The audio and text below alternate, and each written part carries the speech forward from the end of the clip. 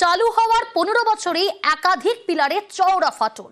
বন্ধ নিউ গড়িয়ার কবি সুভাষ মেট্রো স্টেশন। গোটা স্টেশন ভাঙার সিদ্ধান্ত নিয়েছে মেট্রো রেল কর্তৃপক্ষ। বছর খানেক ধরেই চলবে এই কাজ। এতে চরম ভোগান্তির আশঙ্কা নিত্যযাত্রীদের।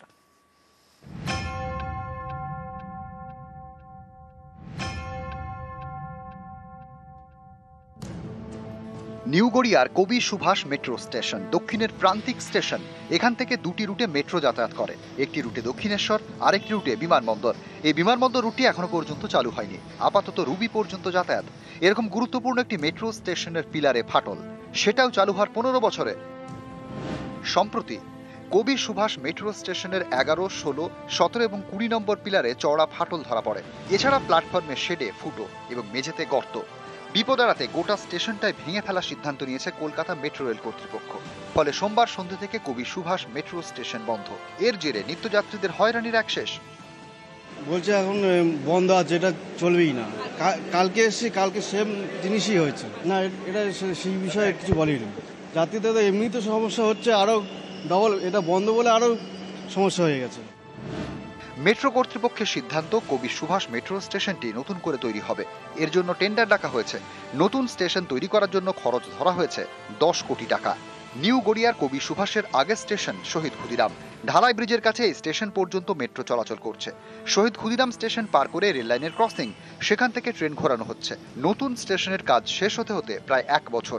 ততদিন পর্যন্ত এভাবে মেট্রো চলবে। ফলে নিত্যযাত্রীদের ভোগান্তির এক শেষ। এবার সেপ্টেম্বরে পুজো, তখন দুর্ভোগ আরও বাড়ার আশঙ্কা। ইউজুয়ালি কোন মেট্রো স্টেশন ব্যবহার করেন? কবি সুভাষ। এখন ক্ষুদিরামে নামলেন, তাহলে কতটা সমস্যায় পড়তে হচ্ছে? অনেক সমস্যা, কারণ আমার ওখান থেকে সুবিধা হয় গড়িয়া স্টেশন দিয়ে, বাট এখান থেকে আমাকে অনেক স্ট্রাগল করতে হচ্ছে। মানে আমি সেলস অ্যান্ড মার্কেটিং এ রয়েছি, আমার খুব প্রবলেম হচ্ছে। মানে আমার ওখান থেকে কাছে হয়, এক্সট্রা খরচা হচ্ছে। এখানে অটো ভাড়া 10-12 টাকা বা 15 টাকা ভাড়া, সেটা 50 টাকা দিয়ে আসতে হচ্ছে। প্রচুর সমস্যা। মানে একটা ডেস্টিনেশন, ওখান থেকে আবার কোনো টোটো করে যেতে হবে, এখানে নেমে এখান থেকে গাড়ির সমস্যা, এখান থেকে গিয়ে আবার ওখানে আবার একটা গাড়ি ধরো। এখানে অন্তিম স্টেশন বলে দিল, যেখান থেকে শুরু করেছে ওখানে ইনফরমেশন দেওয়া উচিত, কোনো অ্যানাউন্স নেই, কিছু নেই। যাদের মেট্রোতে যাতায়াত বেশি তাদের তো প্রচুর সমস্যা। 2010 সালের 7ই অক্টোবর কবি সুভাষ মেট্রো স্টেশনের পথ চলা শুরু। মাত্র 15 বছরেই সেই স্টেশন ভেঙে ফেলতে হচ্ছে, কারণ একাধিক পিলারে ফাটল।